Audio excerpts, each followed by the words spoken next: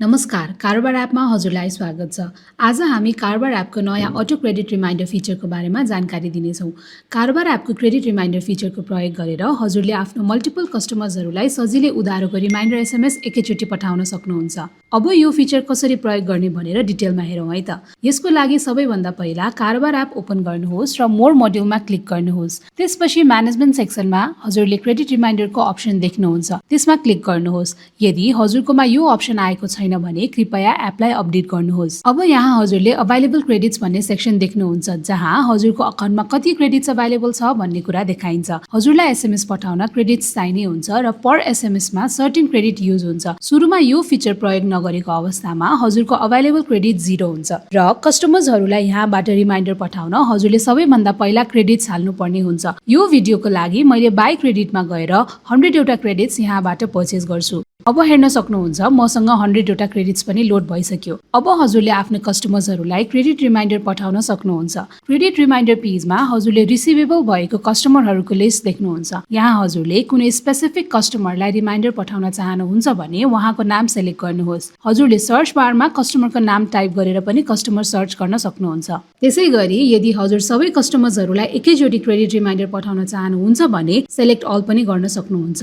कस्टमर्सहरू select भएपछि तल कतिवटा कस्टमर सेलेक्ट भयो र उहाँहरूलाई एसएमएस पठाउन कतिवटा क्रेडिट्स चाहिन्छ देख्न सक्नुहुन्छ। यसपछि कन्टिन्यूको अप्सनमा क्लिक गर्नुहोस्। त्यसपछि हजुरले इङ्ग्लिस र नेपाली ल्याङ्ग्वेजको अप्सन पाउनुहुन्छ। यदि हजुरले इङ्ग्लिसमा क्रेडिट रिमाइन्डर एसएमएस पठाउनुहुन्छ भने एउटा एसएमएस पठाउँदा 1 क्रेडिट लाग्छ र यदि नेपालीमा पठाउनुहुन्छ भने एउटा एसएमएस पठाउँदा 2 क्रेडिट्स लाग्ने हुन्छ। हजुरले आफ्नो आवश्यकता अनुसार कुनै एउटा ल्याङ्ग्वेज चुज गर्नुहोस्। यहाँ हजुरले मेसेज देख्नुहुन्छ।